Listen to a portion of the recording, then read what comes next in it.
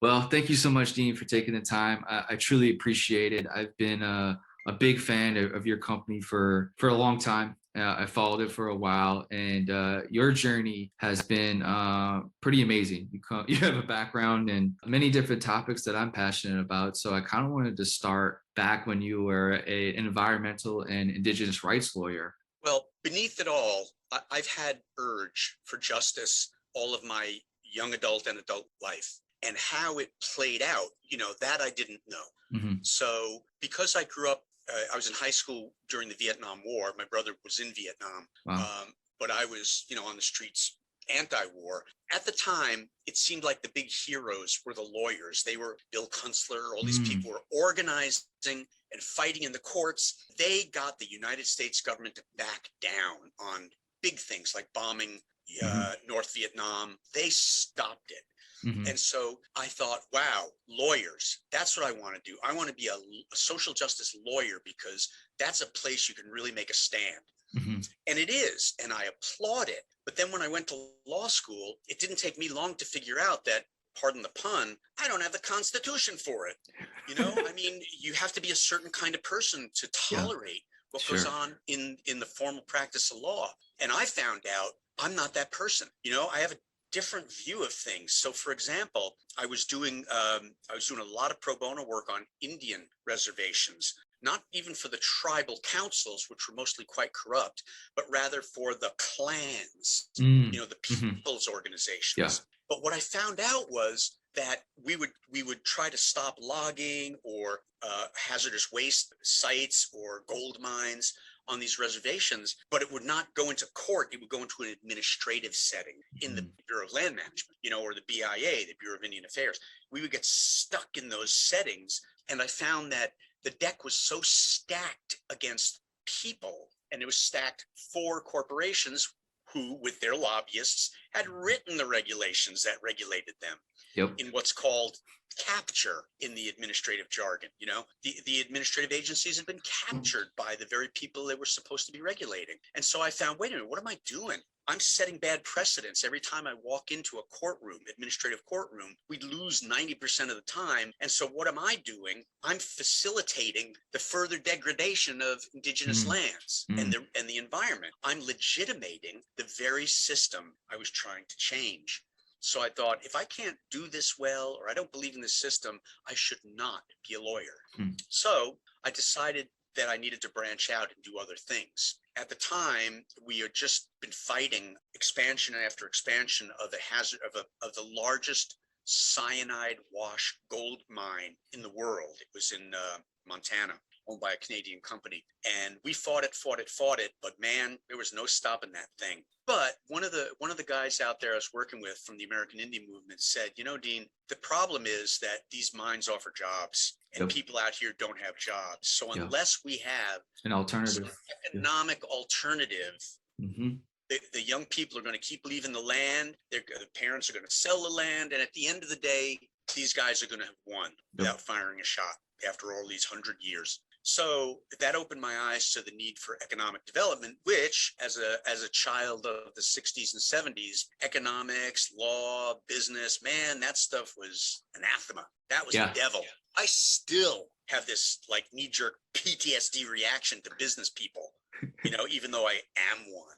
Right. At 30 years, I am one, but I only say I'm not a business person. I'm an advocate who uses business as a vehicle for change. Yeah. I'm not a Yep. business person because that's a whole nother talk about Sure. Sure. what you learn in business school, the culture and the myths that you learn in business school. I give that talk at business schools, by the way, a lot. Anyway, so I decided I had to do something different. So I started teaching part-time at the University of Rhode Island, teaching part-time at University of Massachusetts in the environment, resource management schools. And at one point, I was still doing the environmental work on reservations and trying to do some other things, but not really getting going.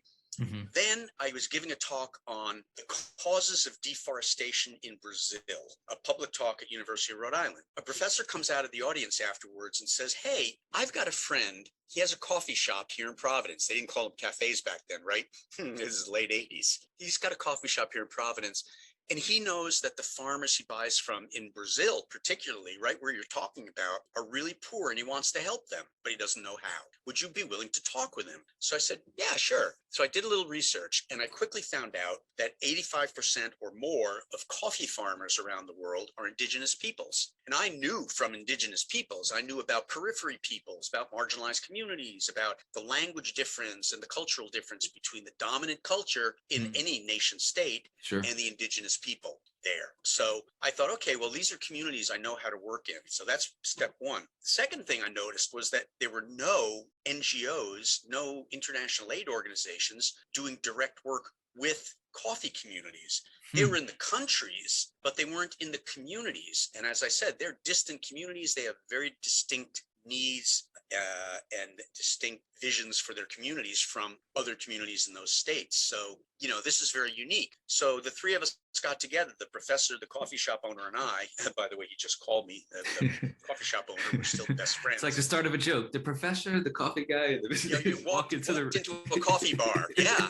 And we decided right then and there to start the world's first nonprofit organization designed to work in development in coffee industry and coffee communities. And it was called Coffee Kids. My role in Coffee Kids was to go to these indigenous communities around the world and kind of suss out what the development priorities of the farmers were, not of me, not of us white guys up north, but the farmers. And then try to develop a program to address them, and then go back, and the other guys would go to the coffee industry and try to get $5,000 from Green Mountain, $4,000 from Starbucks, yada, yada, yada. A very difficult pitch in the late 80s because the companies would say to us, what do you mean development? We already give the farmers money. We buy the product. Why do we have to give them anything else?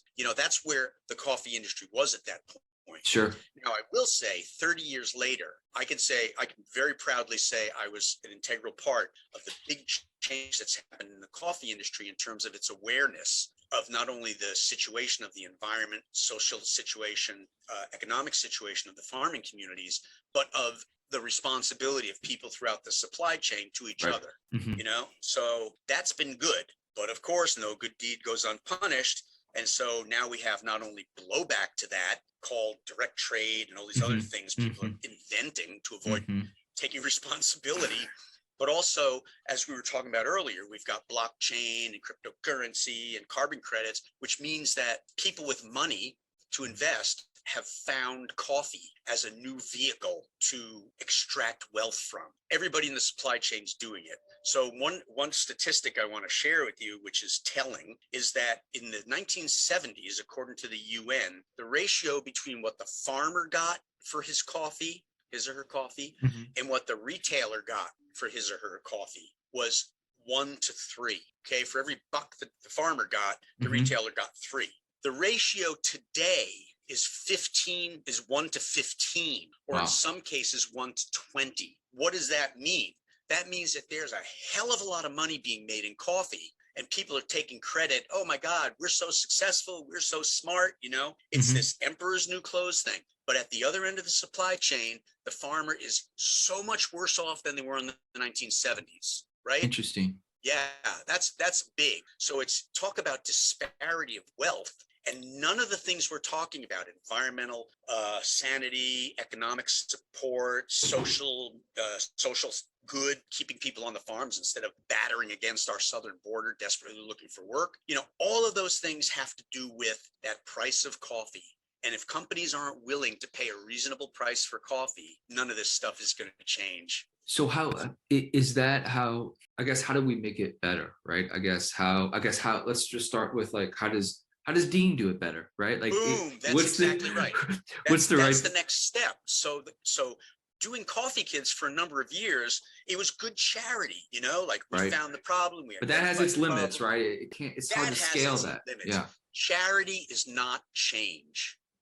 Charity is maintenance. Charity is when I have enough of mine, I will noblesse oblige. I will generously give a little something to keep you from revolting so that the system 100%. Stays where it is. Yep. That's charity, and charity is not change. But the only way things are going to change is through change. So how's that happen? Well, that's what Dean's Beans was all about. So I'm thinking, okay, We started this great nonprofit. We're doing this good work here and there. But what else is happening? Businesses who are responsible for 100% in most cases of the income of these farmers, they're not changing their business model. They're not paying more to the farmers. They're not changing the terms of trade, so all we're doing is putting this little Band-Aid on this gaping wound that's been bleeding these people dry for 500 years. Mm-hmm. So do I really want to participate in that, or am I legitimating again, just like we were talking about Mm-hmm. earlier? Mm-hmm. Am I legitimating the very system I'm Hmm. trying to change? So I said, how could this look different? What would it look like if a coffee business paid real money to the farmers, a real living wage to the farmers? Could the company do that and still be profitable? Is there enough money in there? Right. And the second question was, what would happen if that company took some sense of responsibility for the conditions in those villages?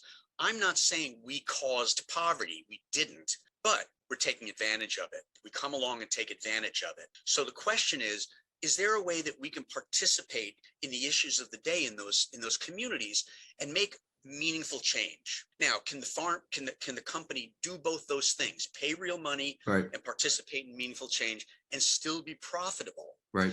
If that's possible, then we have a model. Right now, this, by the way, is 1991.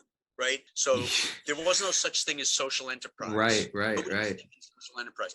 This is me, the activist turned business person now. I'm like, Yep. I've got to model a business. My friend said, Dean, you've never run a business. I was like, that may be, but as a lawyer, I represented a lot of businesses. I've got some sense here. Sure. So in 1992, 1993, I started Dean's Beans specifically to model business as a vehicle for social change. And the question was, it's an experiment. If this works, great. Then I've got a model. If it doesn't work, I'll go back to being a nonprofit. So that was like 30 years ago, right? And almost 30 years Unbelievable. ago. And we have grown every single year. Unbelievable. We have stayed true to our mission. We've stayed relatively small because I'm not interested in growth for the sake of growth. Mm-hmm. This is one of those red pills you take when you go to business school. Yeah. Growth is not, to me, growth is not the goal of a business. Growth is the outcome of a business done well. Mm-hmm. Right? Mm-hmm. That's not what you learn in business school. So we applied that model, and it's been amazing. And to come to the end of the story, here we are, almost 30 years later. I'm going to be 70 in a year and a half, and I love what I do every day, but it's time to turn it over. So I'm looking at how can I create a model that is owned jointly by the farming communities we work with, the employees here, and the customer base we work with. How can I make a model like that? Because Dean's Beans has been very, very good to me, as the baseball players used to say. Baseball's been very, very good to me. So how can I pass that on? Right. But is it almost like open sourcing the business model, as far as like showing, almost like white labeling, like what you guys do, and say, hey, you could take exact blueprint of what we do, and you maybe slap your brand on it, but then Dean's is always going to get, almost a small percentage of something. But like, how do you do that? Right. How do you? There's two things. The first is, are we successful in modeling this approach? And our mission is also like education and social change. So Mm-hmm. I lecture universities, business schools, business conferences, social justice conferences. Mm-hmm. I do podcasts. The whole point is get it out there. Yes. This is possible, and you don't have to greenwash to do it. Exactly. There's so much of what's out there. If you're gonna do it, just do it. Why greenwash? It doesn't really make much sense to me. To give the devil his or her due, part of greenwashing is a conscious effort to blow smoke up customers' asses. Sorry. It's the easy way out, right? I mean, it's easy. That's Volkswagen and the emissions scandal. But part of it is that mainstream nice people think they're doing something really nice, but don't understand the ramifications of what they're doing. That's why I'm not a business guy. I didn't get my ethics by going to business school. Mm-hmm. I'm a street kid. I'm a social justice lawyer, became a business guy. So I'm coming at it from a different world. Mm-hmm. So what I'm trying to show people is you don't have to swallow all that stuff you got in business school, or you don't have to just limit yourself to the mainstream paradigm of charity and good works. You got to go deeper. You have to empower people. You have to back off being, the northern savior. You have to be just. That's more challenging for people. Totally. So what is the blueprint? Is it is it paying more for the beans? Is it as simple as that? Is it paying more hourly? Like what is sort of the business model blueprint where the Yeah. farmer gets treated the best it can, and then the company can still make a profit and be sustainable as a business? First off, the key to Dean's Beans economic success is we have a strategy we call buy high, sell low, which of course is the other thing you don't learn in business school, right? It's just the opposite. But we try to pay the farmers as much as we can without being without being ridiculous. We can't, I mean, God, would I like to pay $10 a pound for coffee and everybody Sure. be happy and have a Sure. pickup truck? Yeah, but that's not realistic because we're a business. We have to pay our people. We've got to operate. So, and I'm trying to model for ordinary businesses. You can do this, right? So we try to pay the farmers as much as we can. And then we try to charge the consumer as little as we can so that from a justice point of view, the consumer, no matter who they are, can actually participate in socially just trade without being a wealthy boomer. Right? Right. Because most of the companies we're going to, mention, if we want to mention names, are companies that, regardless of what they're paying farmers or factory workers, they're charging a boatload of money on our end. And so is that justice, or is that sort of shifting the burden a little to the wealthy consumer, and only the wealthy consumer participates, and then the wealthy consumer buys a nice piece of shirt or a cup of coffee and goes, well, I've helped solve that problem. Yep. Even though I'm still making $250,000 a year. Yep. So the question is, can you do it differently? How do you make it affordable? Right. It's a big problem in the industry. How do you make impact because affordable? It's not supposed to be charity from the wealthy that funds this whole thing. It's supposed to be ordinary commerce. So that's what we do. High price to the farmer, low price to the consumer. How can we do that? Easy. We're a smart business. We don't piss away a ton of money where a lot of businesses do. For example, advertising. I think that 90% of advertising dollars are wasted. Advertising is a self-promoting business that wants to convince you that you need this kind of advertising in order to succeed. And 75% of all new car sales are word of mouth. Who needs advertising? So we really don't advertise. We underwrite a couple of public radio stations now and then because I believe in it, but that's kind of it. Yeah. It's really word of mouth, and social media, of course, has just taken, exploded the lid off of the need to do a lot of paid advertising. That's one thing. The other is we don't use distributors because distributors take about 25% bite. So you've got to raise your prices somewhere to compensate for the middleman. But we now have that 25% from the distributors, and whatever that money is for advertising, and that's money that we have here, we've saved. So that money goes right back to the farmers in terms of social equity premiums that we give every year, in terms of the development work we're going to talk about, in terms of the COVID relief packages we've been paying out all over the world. Anyway, that's the pricing thing. But the big thing is farm is looking towards the farmer. What's our program? We sit on a three-legged stool. We have economics, we have the environment, and we have society. And our business model encompasses all three of those, because you pay high prices to the farmers, but if their kids aren't going to school, that doesn't really help as much in the long run. Right. And if their environmental situation is really bad and getting worse, then maybe they got to leave the land. Right. And climate change is a big issue there. So on the economic front, we were fair trade before fair trade came to America, because fair trade didn't come here till the late 90s.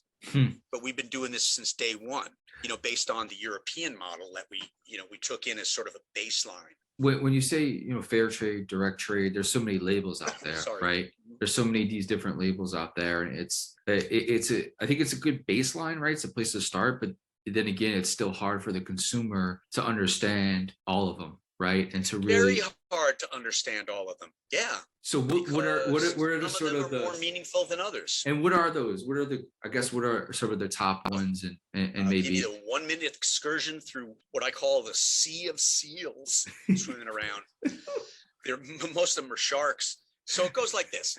Organic. Certified organic is the primo seal, actually, because it's now a legal standard. Okay. You can't use the term certified organic unless you are certified organic. And on the farm level, that means 3 years of going through trainings on how to use natural inputs, how to preserve water, how to preserve soil. Soil testing gets done. After a 3-year program, those farms are eligible to get certified organic and then inspected every couple of years. And is that by the United States government? Yes. Okay. Well, it's by agents of the United States government. It used to be by independent nonprofit organizations, but now it's a legal regime. So under the USDA, there are a lot of organizations that have to get, in a sense, licensed by USDA to do the inspections. Okay. There are a lot of them. Yep. Oregon TILF, Bay State Organic here in Massachusetts. There's boatload, Quality Assurance International. There's a boatload of them. The Japanese have their own. Europe has their own, and they all have sort of this international agreement on it. So that's a very strong, firmly established program. Of course, I see labels all the time that say beyond organic. We know more than organics. Bullshit. You can say that and get away with it because somebody's figured out how to skirt the regs. But, I can't tell you how many people I've met who make these claims, who own companies, make these claims and have never set foot in the soil of a coffee country. It's just more marketing. Yep. More marketing. So that's organics. Organics is clearly the best. And actually, on top of that is the new bird-friendly certificate from Smithsonian Migratory Bird Center, which we work with directly. Interesting. Okay. Yeah, it's great because in order to get bird-friendly certification, A, you have to be certified organic already. That's the entry level. Then B, you have to have your land measured for the amount of shade, the amount of top canopy, native species. It's super scientific. And we've been working with farm groups from Peru, Guatemala, and now Indonesia. Well, in Indonesia to create the first Asian bird-friendly certificate in Sumatra. I'm really proud of that. We just finished massive bird survey of the coffee lands in Sumatra. And what does that certification say or mean? The certification means that the farmers have enhanced and are protecting the habitat for the migratory species that come through. So grosbeak, the bluebirds, the cardinals, all these birds I see in my backyard feeder right now, those birds winter in the coffee lands. So if I want to keep those birds on my backyard feeder and happy in the north, then I got to support farms that aren't chopping down the trees that they live in and planting pines or eucalyptus that do nothing, that change the environment. So it's all about heavy ecological understanding. And Smithsonian works with farm groups to both enhance that understanding and then enhance the land. So it's a great way to fight climate change at the same time, right? Because you're restoring tropical forests and protecting them. Yeah, totally. So that's that seal. And they're, unfortunately, it's relatively new. So there are maybe 100 farms at this point in about 5 countries. But that's why we're working directly with Smithsonian, because Smithsonian has a small staff. And if the coffee industry relies on Smithsonian with its 4-person staff to go around the world do these things, ain't gonna happen. So but it's something you can kind of jot down and have step-by-step process, and you can kind of. Well, that's what I've been doing. I said to Smithsonian 3 years ago now, hey, you've got people like me who work directly with farmers around the world. Why don't we be your agents to get the information to the farmers, get them excited, and then turn them over to you? And that's what we've done successfully in Peru and Guatemala, and we're in the middle of it in Sumatra. We just had a great Zoom call between Smithsonian scientists, us, and the farmers about how to get this thing going.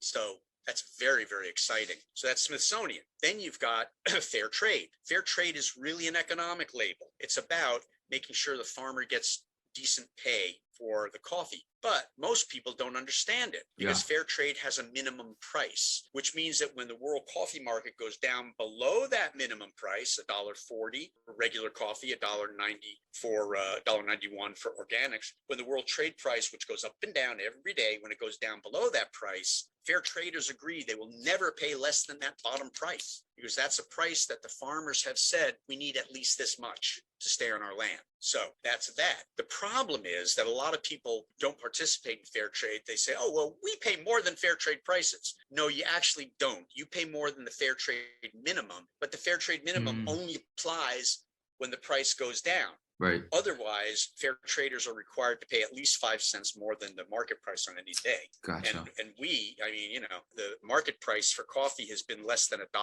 for the last 3 years. So is it a positive that it is a commodity that is traded? Is that a positive for the coffee industry? No, because commodity. That's why it's so volatile, I guess, right? Because every Well, day it's sort of traded. until the late 1990s, coffee was traded on an exchange, just like pork bellies, Hmm.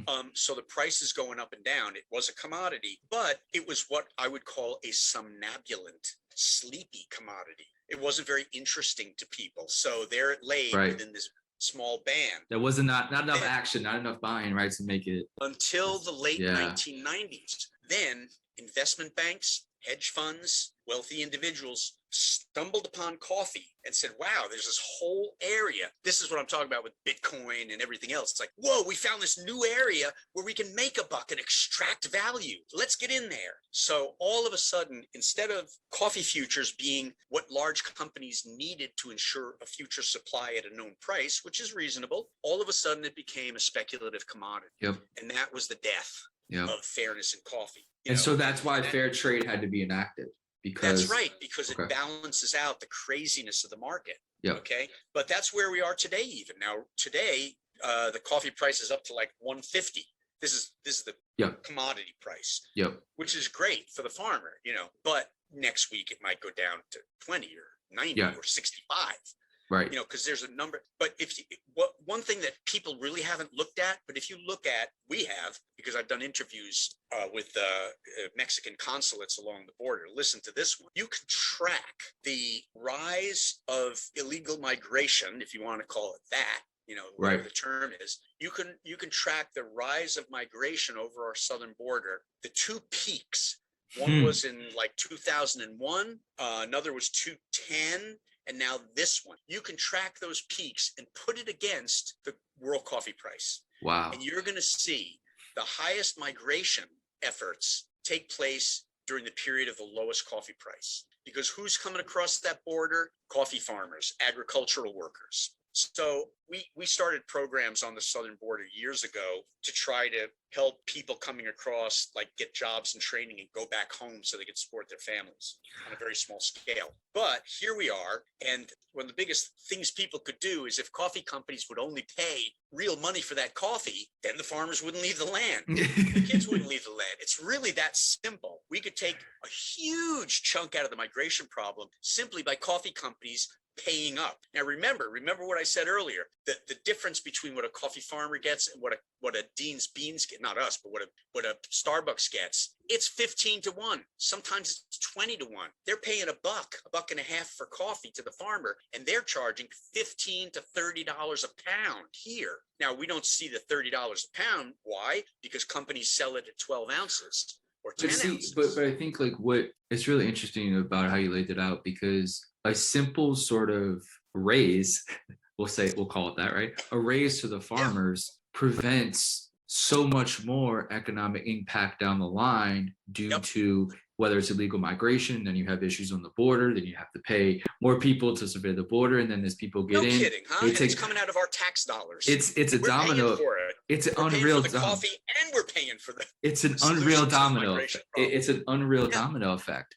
So we're saying that obviously, they're very complex issues, but a simple raise. Not really.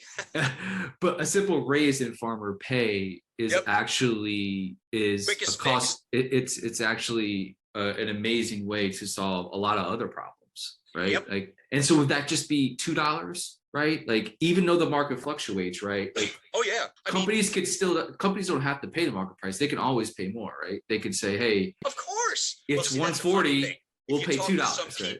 If you talk to some people who've gone like the business route, they say, well, no, we have to pay that. It's like, why do you have to pay it? It's not a law. It's only what we call a guideline, So no, there's nothing preventing it. In fact, there are a lot of companies, they tend to be small, like us, who pay way more than even the fair trade minimum because we deal with the farmers directly. So for example, we pay about $3.60 a pound for Sumatran coffee. We pay close to $4 a pound for Ethiopian coffee. We pay, $3.20 for Mexican coffee. This is at a time when the fair trade minimum is $1.90, and even today, when the market's high, well, the fair trade minimum is still $1.90, even if the market price is $1.40 today or something like that. Yep. So there are plenty of us out there, small companies who are doing this and succeeding. I could name 4 or 5 off the top of my head. But we're not the market movers. Right.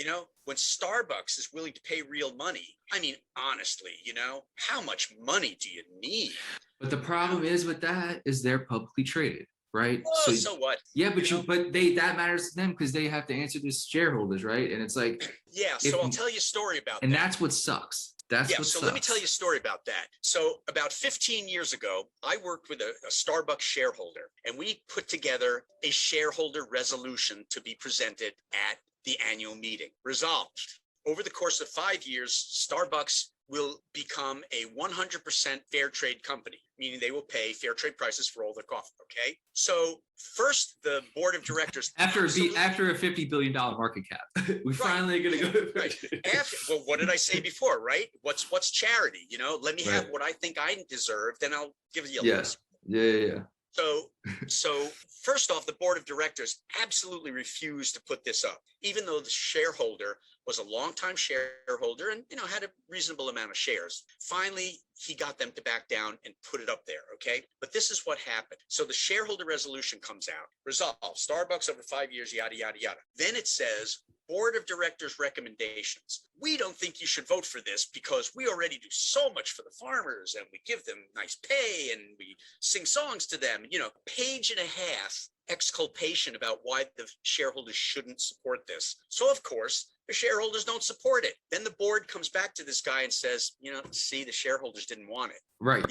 They totally sabotaged it. So the question is, to any shareholder, and I get there are pension funds that have to maximize, they're required to maximize, but if you ask any shareholder, hey, would you be willing to give up, like a couple of pennies on your stock to ensure that these farmers can feed their kids and not come across our border? I know the answer would be yes. I think if you frame it like that, yes. Well, hey, I did a stock analysis of Starbucks around the same time, and I found if Starbucks paid fair trade pricing for 100% of its coffee at the time, they would have gone from 317 million after-tax profit to 303 million after-tax profit. Wow. It was nothing. And now they're 10 times that size. It was nothing. The cost differential on the stock was, I think, from $47 to $46.50. Yeah. That's what the hit on the stock would have been. Yeah, that's so much in the world. It's amazing. It's amazing because I was going to say, like, the counter argument would be, well, if we give that much back to the farmers, then that actually takes away jobs from Starbucks employees currently in America, right? You could earning minimum wage, yeah. Right, but you could make that argument, but then you just made the argument where it's a $15 million difference. That's bonuses for the head of the companies anyway. They just don't take that. Bonuses. That's the amount of coffee they throw out at the end of daily meetings with the staff. Right. That's what I'm saying. No. Yeah. In the world of large corporations, that's pocket change. Yeah, but I guess my point being that you couldn't make the argument that it would affect U.S. employment in that company because it wouldn't. No, you can't. I mean, yes. If you could make that argument, I would say, okay, well, that's a reasonable argument. Because I'm not like a raging radical on this. I'm just a very sober and efficient and successful business person. There are companies that are doing stuff like this out there, but the large companies, at the end of the day, I said to the Starbucks, the person in charge of stakeholder engagement at the time, I said to her, if you instituted this, which would really not cost you anything, right? Your market share would probably go up. You know what it would cost them? Probably half of their marketing budget, and that's how you allocate that. You just say we're going to take it out of marketing, right? Which we were just talking about, and put it into this. And that was without, by the way, those calculations I made were without increasing the cost of a penny to the coffee in the store. So if they wanted to, they could have raised the cost of a cup 2 cents and covered the damn thing. So I said to her, you could be, if you did this, you could be the greatest corporation in history. You could really make a name for yourself and model for other people the right way to, right livelihood. And so that's not going to happen, you don't think? Well, hell no. Her response was, we could, Dean, but we won't. She said, that's not how we are as a corporation. She was an ex-social worker, so she had a little sympathy for it. Sure. So anyway, it's not like you don't know what the answer is. It's really about people's willingness to share. Totally. It's Totally. really about that. Yeah. What about the golden rule? What about all these great Judeo-Christian ethics that white nationalists are so worried about losing when they're not operating in that world anyway? Come on, man. So we said USD organic steel. You said it was bird Friendly. bird friendly, and Yep. then fair trade. Fair trade. Is there anything else? I mean, direct Yeah. trade is like a big term out there as well. Do you want to talk about that at all? Direct trade is meaningless. Okay. Direct trade is a self-identified label that two companies came up with, Counterculture and Intelligentsia. They came up with probably because they didn't want to go organic or fair trade and have to pay more money to the farmers. And have, as one company told me, I don't want no government people telling me what to do, kind of like Libertarian 2000. Yeah. So they came up with this thing that they called direct trade, and they created a label. But there is no such thing as direct trade. There's no regulations, there's no rules, no governing body. Anybody can say it. And what it was supposed to mean when Counterculture started it, what it was supposed to mean was we buy directly from the farmers. We have a direct relationship with the farmers, so we can afford to pay them more because we're cutting out all the middlemen. Even at its heyday, Counterculture was never 100% direct trade. They had maybe 2 or 3 direct trade relationships, but the other 10 countries we work with were just standard market stuff. However, their advertising always led with direct trade. Green Mountain, Starbucks, Starbucks was 3% fair trade. Green Mountain was at maybe 15 at its heyday, but their advertisements always made it look like they were 100%. Slimy. That's called marketing, successful marketing. So the direct trade people went one step further. They completely made it up and then start slapping it on there. So the companies that created this direct trade seal, are beholden to no one, even though it was started off with some pretty good intentions. Sure. What happened was it's devolved into anybody who's got a coffee company now slaps direct trade on there, not because they have direct relationships with the farmer, but because they can say that they're direct trade. So what do? They buy from the broker, just like everybody else. They buy from a broker, and then they ask the broker for information on the farmer group. The broker supplies it because the broker got it from the exporter. So it's so far removed from a real relationship, but they say, oh, we're direct trade. It has no meaning whatsoever. You know, I mean, we say we're direct trade because we are direct trade. We have direct relationships with everybody and we buy directly. But why is there not a valid, the same as organic certified and fair trade? There's obviously trustworthy leaders in that. Why is there not the same for direct trade? Because direct trade is amorphous. It just sort of swept into the universe, and now it's open source. Everybody's using it. You need to create a different name for it than to. That's right. Yeah. Well, even fair trade. To me, fair trade should be called. You just got to improve that, right? You just maybe improve. Definitely, fair trade should be called fairer trade, because it's not fair trade. It's still ultimately tied to the world coffee market, and still, there's just funny things going on, with some people around it. It needs to be stiffened up. So there's that. Then there's one more label called Utskape, which means in Mayan means good coffee. It's more European than here, and it's tied into Rainforest Alliance, which Utskape, U-T-Z, Uts means good. Kape, K-A-P-E-H, means coffee. Utskape, good coffee in Mayan. It was the creation, again, a self-created label by large coffee exporters from Latin America and importers in Europe, because they didn't want to join fair trade and pay the price. They didn't want to join organics and pay the price. So it's like, well, what can we do we want a label too. We want to fool a consumer too. So they started their own label. It's got some okay stuff, but at the end of the day, what is it? It doesn't bring more money to the farmers. And if you're not bringing more money to the farmers, you're not hitting the base of this whole problem. That's one of the big issues with Rainforest Alliance, which is the other label. It's just joined with Utskape. Rainforest Alliance was a great environmental group that started working in coffee. And as soon as they did, I started to see on their annual report, like General Mills on the board of directors, Starbucks on the board of directors, Kraft on the board of directors. And follow the money. You know that if all those guys are on the board of directors, that organization, it's about to get diluted real quick. Right.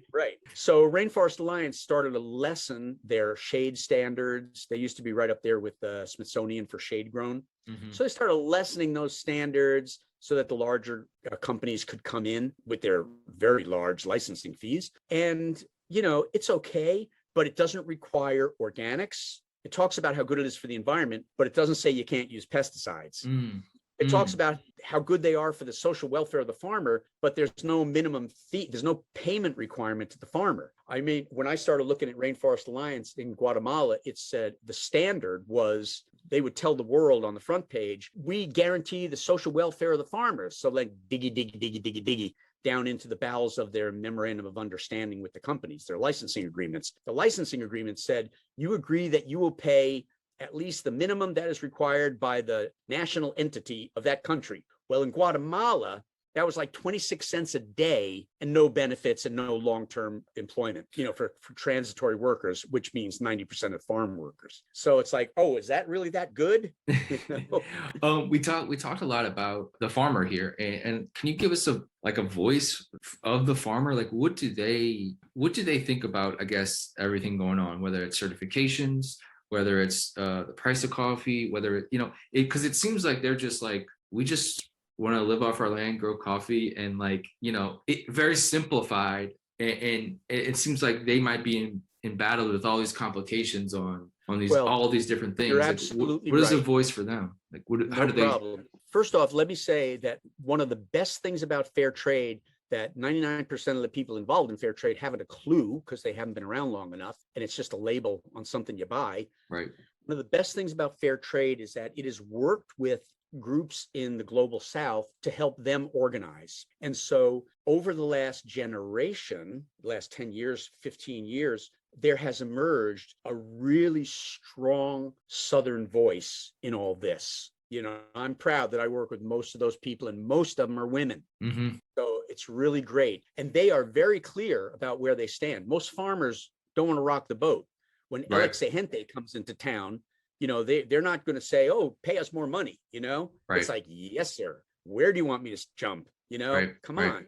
We control 100% of their income. We control their future. One Ethiopian farmer told me a long time ago, he said, Dean, all this stuff is great, but at the end of the day, we are price takers, not price makers.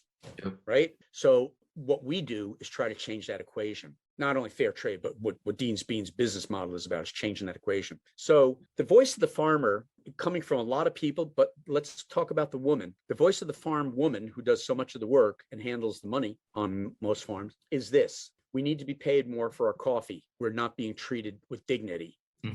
We need more of a voice in the setting of the trade rules themselves, because it's not just money, it's an entire international trade system, right? They need to see that table. Yes. Standard contracts, everything. Yes. Yep. So for example, pre-harvest finance, we need to be paid a portion of the money up front for the harvest we're about to embark on, because if not, we have to go to local banks or coyotes and borrow money at exorbitant 60%, interest rate, because we don't have the money to process our crop. If you will front us a portion of our contract, then we can afford to do this without going to the outside lenders. Yeah. So that used to be a requirement of fair trade, pre-harvest finance. A requirement, and that disappeared right around the time when the big companies started to come into the fair trade movement, and all of a sudden the rules started to change, and they're really much nicer for the big companies. Welcome to the world of capture. Sure. As we were talking about earlier, where the regulatory agencies get captured by the regulated, who supply the resources, who supply the information, who have the power. So the farmers know what's up, and they want change, but they also know that they don't have that much of a voice, because coffee is a commodity. So if a bunch of farmers stand up and say, hell no, we're not selling it to you for less than this. It's a big world, and there's a lot of coffee out there. Yep. So the Starbucks, Green Mountain, anybody's going to shrug their shoulders and say, fine, we'll go 2 valleys over where they'll sell it to us for what we ask. Right. That was a problem in the beginning of fair trade. an exporter would go to the farmers and say, okay, I want to buy some fair trade coffee off you. And they're, oh, that's great. You're going to pay real prices. Yeah, I'll buy one. I heard this from several coffee farm organizations in different countries, Colombia and Peru specifically. They said, yeah, they come in and they say, we'll buy that container for the fair trade price of 140, let's say, a pound. But we want to buy 2 other containers that aren't fair trade, and we're going to pay you less than the world market price. So at the end of the day, it's a wash. But we get, the exporter, we get to sell that container as a fair trade container. And so if you're Joe Schmo coffee company up here, or worse, a big company that knows better, and you're buying that container from an importer who bought it from an exporter, it says it's certified fair trade. That's all you got to know. Then you represent a consumer. This is fair trade, but it's not. It's actually keeping the system intact. So there's a lot of work to be done here, and the farmers know all these games, but their voice is really only emerging, because even though there are some really great Southern farmer organizations, who's got the power at the end of the day? Sure. Right. Yeah. So that's where we are. And that's what we're trying to do, is model a way that, yes, we willingly give up the power that our privilege allows us. And we're doing fine. I mean, everybody at Dean's Beans has 100% health care. Nobody pays co-pays, premiums, nothing. No other company does that. Everybody gets massive, like $5,000 bonuses at the end of the year. And we're a little company with 16 people. That's a chunk. Everybody gets great pay, bonuses, the whole thing. What can I say? We're walking our talk and trying to model that this talk is something that everybody can be doing if you're willing to really be fair. You mentioned a couple other companies that you think are doing it right. Do you mind shouting them out at all? Well, in the coffee sphere, Equal Exchange, they're the granddad of fair trade companies. Really good people. They're like $60 million sales. They're okay. They're solid. They're not going anywhere. Yeah, great. Peace Coffee in Minneapolis, Cafe Campesino down at Americus, Georgia. They're all over the place. There's a consortium that I was a co-founder of many years ago called Cooperative Coffees. And we were all like 25 small coffee companies that couldn't buy direct as individual companies. But if we pull together collectively, we could go down there and buy these containers directly from the farmer co-ops and do real direct trade. We were doing direct trade since about 96. 10 years before direct trade became a label, but we didn't call it direct trade. So it's called a good business. Ethical business. Ethical business. Yeah.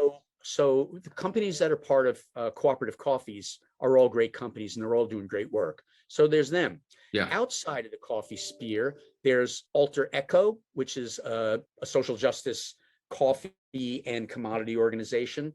There's Patagonia, a great company. I wanted to end on maybe some optimism. Maybe what are you optimism about? What are the next 3 to 5 years look like for you personally and for the company? Is there some optimism there on where we're going within the industry? And are you optimistic that consumers will start to care a little more, dig a little deeper into what they're buying? Because to me, we're talking about power, we're talking about market makers. That's the real market makers. That's the real market changers, or consumers.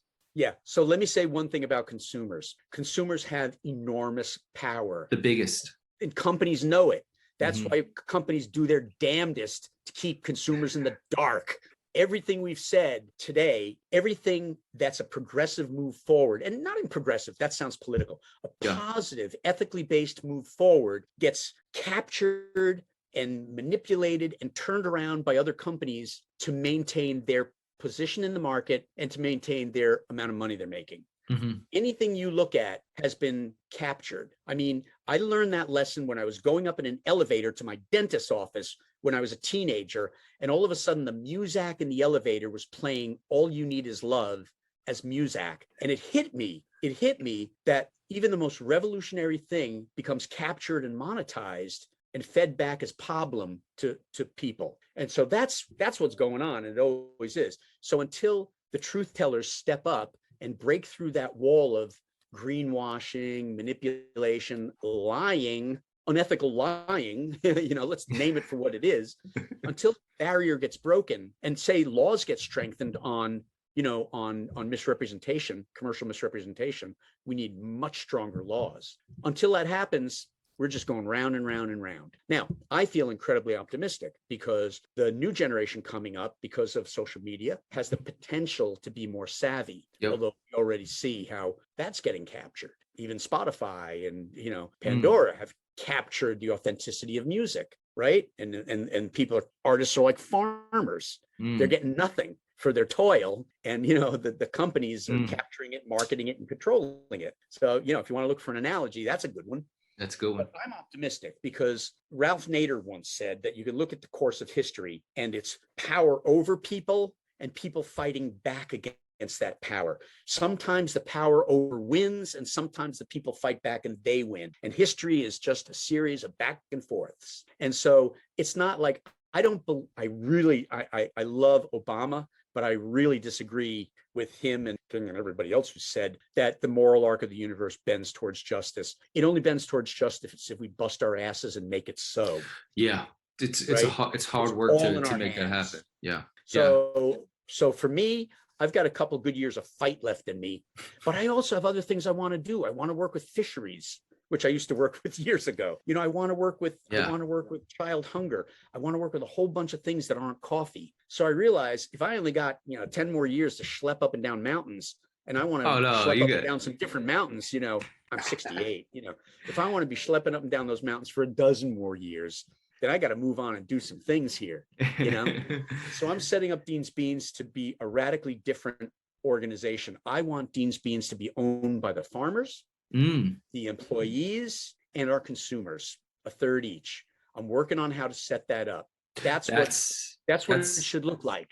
That's an amazing conversation to have as well. Is how do you legally set up something like that? I didn't spend years as a lawyer for nothing, but if you want to have a panel someday, me and a panel who can talk about that issue and structure deals in the future, let's do that. Let's do that. Spend an hour doing that. Okay. How cool would that be?